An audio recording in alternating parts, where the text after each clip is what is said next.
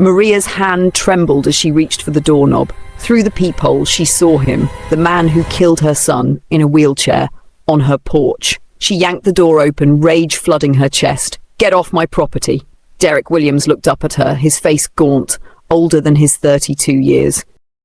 "Mrs. Rodriguez, please. 5 minutes, that's all I'm asking." "5 minutes?" Her voice cracked. "My son doesn't get 5 more minutes. He doesn't get anything because of you." "I know." "You know? You know." She gripped the doorframe, knuckles white. "You have no idea what you took from me." 4 years ago, Maria Rodriguez had been a different woman. She'd sung in the church choir every Sunday, her 8-year-old son, Carlos, beside her, slightly off-key but full of joy. She'd believed in grace, in redemption, in a God who held broken things together. Then came the phone call, the hospital, the doctor's words that shattered her world into before and after. Carlos had been riding his bike home from his friend's house. Derek Williams, drunk and speeding, never saw him. Maria stopped going to church the day after the funeral. She took down every cross in her house. When her pastor called, she didn't answer.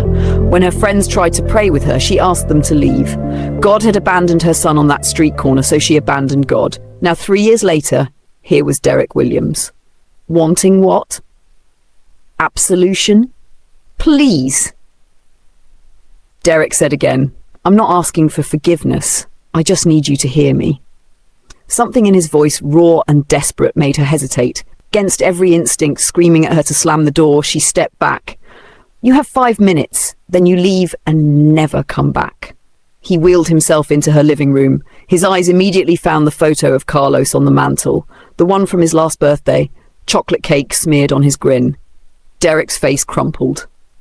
"Don't." Maria snapped. "Don't you dare cry in my house."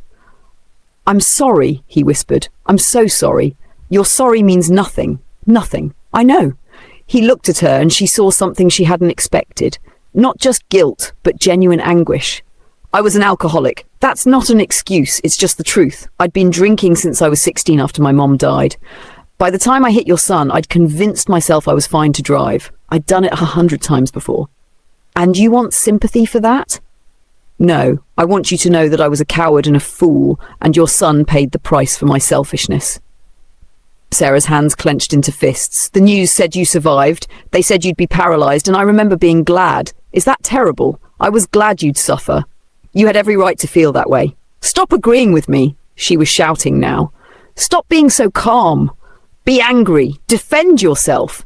Give me a reason to hate you more than I already do." James met her eyes. "I spent 2 years in prison. Every single day I woke up wishing I died instead of your son. I still wish that." The words hung in the air between them. Sarah, her anger wavering, and she hated herself for it. She sat down across from him, exhausted. "In prison," James continued, "I hit rock bottom. I tried to end it twice. The second time, my cellmate found me and called for help. He was this old guy, serving life, and he sat with me in the infirmary. He asked me if I believed in God." Sarah's jaw tightened. "Don't."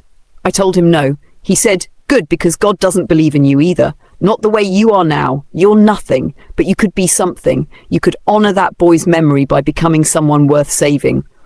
My son's memory doesn't need you to honor it." "You're right, but I needed it. I got sober, really sober, for the first time in my life. I started going to meetings, helping other inmates. I've been writing you letters for 2 years. I know. I burned them. I figured."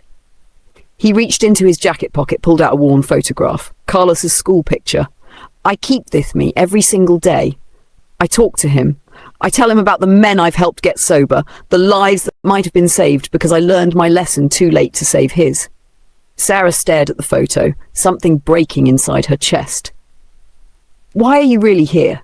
James's hands shook as he folded them in his lap. "I'm dying. Liver failure, probably from all those years of drinking. 6 months, maybe less. I needed to look you in the eye and tell you the truth before I go." The room spun. Outside, the world continued, indifferent. Cars passed, a neighbor watered their lawn. Somewhere, mothers still had their sons. "I lost my faith the night you killed Carlos," she said quietly. "I used to pray every day. I believed God had a plan, that everything happened for a reason. But what reason could there possibly be for an 8-year-old boy to die on a street corner while a drunk driver gets to live?" "There isn't one," James said. There's no reason that makes it okay. It was senseless and wrong, and I did it. She turned to face him. Then why did you find God? How could you, after what you did? I don't know if I found God or if I just found a way to live with myself. Maybe they're the same thing. But I pray for you and Carlos every single day. I pray that somehow, some way, his death means something more than just my horrible mistake. Sarah felt tears streaming down her face. I can't forgive you. I'm not asking you to. I can't even forgive God. Maybe that's why I came, James said softly. Not for me to be forgiven, but to tell you that your son wouldn't want you to live like this, empty, angry, alone. You didn't know my son. No, but I've spent 3 years learning about him. I tracked down his teachers, his friends' parents, people from your church. Everyone said the same thing. Carlos was kind, he was joyful, he had faith that could light up a room. James's voice broke. That light came from you, Sarah. Don't let me take that from you too. The words hit her like a physical blow. She sank back into her chair, sobbing. All these years she'd been so focused on what was taken that she'd forgotten what remained. Her memories, her capacity for love, the faith that Carlos had seen in her every day of his short life. If you're finding this story heart-touching, take a moment to touch the like button and please subscribe. Stories like this need to be told. Tell me about prison, she heard herself say. Tell me about finding faith there. James looked surprised, then began to speak. He told her about the meetings, the other inmates he'd sponsored, the men who'd gotten sober because he'd shared his story. He told her about reading the Bible for the first time, about not understanding most of it, but feeling something shift inside him anyway. Sarah listened, and slowly, imperceptibly, the iron grip of hatred around her heart began to loosen. Not gone, not forgiven, but less suffocating. I have something for you, James said finally. He pulled out an envelope. It's a letter, not an apology. You've heard enough of those. It's just everything I wish I could say to Carlos. You don't have to read it. You can burn it like the others. But I wanted you to have it. She took the envelope with shaking hands. For a long moment, neither of them spoke. Then Sarah stood and walked to her hallway closet.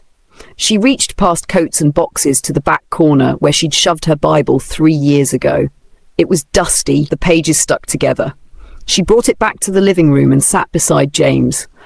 I don't know if I believe anymore, she said, but Carlos would have prayed for you. She opened the Bible randomly, and her breath caught. The Lord's Prayer, Carlos's favourite. He'd recite it every night before bed. Her voice trembled as she began to read. Our Father, who art in heaven. James joined in, his voice stronger than hers. Hallowed be thy name. They finished together, two broken people trying to find their way back to something they'd both lost. When the final words faded, Sarah felt something she hadn't felt in 3 years. Not peace exactly, but the possibility of it. Somewhere far off, but real. I should go, James said, reaching for his wheels. Wait. Sarah stood, then sat back down, uncertain. Could you come back next Sunday? His eyes widened. What? Carlos loved pancakes. Chocolate chip pancakes every Sunday morning. I haven't made them since. She wiped her eyes. Maybe we could have breakfast, and you could tell me more about the people you've helped, the lives you've changed. James stared at her, tears streaming down his face. I would like that very much. I can't promise I'll ever forgive you, she said firmly. I can't promise I won't change my mind and tell you to never come back. I understand, but I don't want to hate you anymore. I'm tired of hating. It's eating me alive, and Carlos wouldn't want that. James nodded, unable to speak. As she watched him wheel down her walkway, Sarah felt something unfamiliar. Not hope, not yet, but maybe the memory of hope, the shape of what it used to feel like. 1 month later, Sarah walked into church for the first time in 3 years. James was beside her in his wheelchair. People stared, whispered. She didn't care. She lit a candle for Carlos, the flame dancing in the dim sanctuary. That afternoon, at Carlos's grave, she knelt in the grass. I'm learning to live again, baby, she whispered. It's hard. Some days I still can't breathe, but I'm trying. James is helping me find my way back, and I think you'd understand why. You always said everyone deserves a second chance. She placed fresh flowers on the headstone, then stood. The sun was setting, painting the sky in shades of orange and gold, Carlos's favourite colours. Forgiveness, she'd learned, wasn't a destination. It wasn't saying what happened was okay or forgetting the pain.